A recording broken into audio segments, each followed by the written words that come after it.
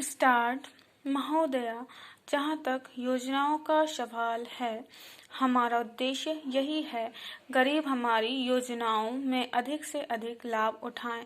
इसलिए हमने जो निर्देश राज्य सरकारों को दिए हैं उनमें हमने यही रखा है कि अधिक से अधिक लोग हमारी योजनाओं का लाभ उठाएं। और भी कई तरह के कार्यक्रम हम चला रहे हैं। मैंने शुरू में ही कहा कि ये कार्यक्रम हमने शुरू किए हैं और उनके फल धीरे धीरे मिल रहे हैं। फिर भी हमने कभी दावा नहीं किया है कि हमने सारी समस्याओं का हल कर दिया है। हमने यह प्रयास जरूर किया है और लगातार कर रहे हैं और हम उम्मीद करते हैं कि आपका अगर सहयोग होगा तो हम इन समस्याओं का समाधान करने में बहुत हद तक कामयाब हो सकते हैं। आपने रेडियो की चर्चा की। रेडियो में इसका प्रसारण करते हैं। मौसम के बारे में उन्होंने एक पैमाना बनाया हुआ है। 5 डिग्री से नीचे जब पारा गिरता है तो वे कहना शुरू कर देते हैं कि अब शीतलहर चलने वाली है।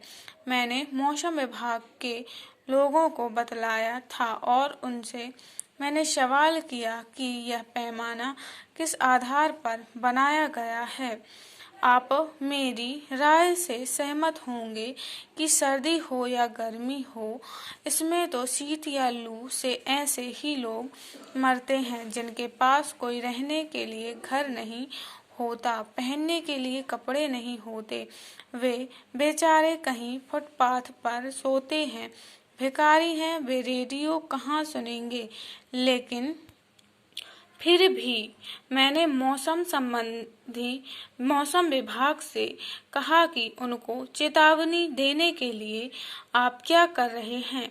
तो उन्होंने बताया कि जब पारा 5 डिग्री से नीचे आ जाता है तो हम रेडियो से शीतलहर आने की चेतावनी देते हैं।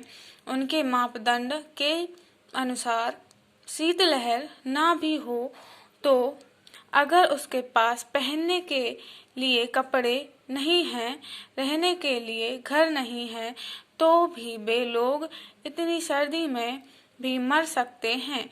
उन्होंने इस बात को माना कि इस बारे में वे विचार करेंगे कि किस प्रकार से गरीब लोगों को सर्दी या गर्मी के कारण मौत से बचाया जाए।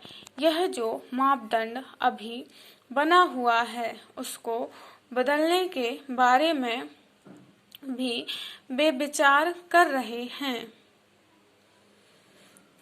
श्रीमान, आप और हम सभी जानते हैं कि इन सब का कारण केवल गरीबी ही है, लेकिन आज इसका कोई राजनीतिज्ञ लाभ उठाने का प्रयत्न नहीं कर रहा है। यह तो सभी पार्टियों की समस्या है।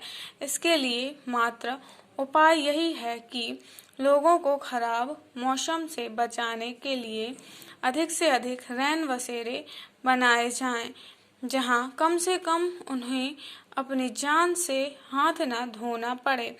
इसके लिए मैंने सुझाव दिया है कि एक आयोग कठिनाइयों से जूझने के लिए बनाया जाए जो इन सभी बातों पर गौर करे और उनके उपाय सुझाए। एक माननीय सदस्य ने कहा कि आयोग बनाने से कोई फायदा नहीं होता, बल्कि आयोग पर खर्चा होगा।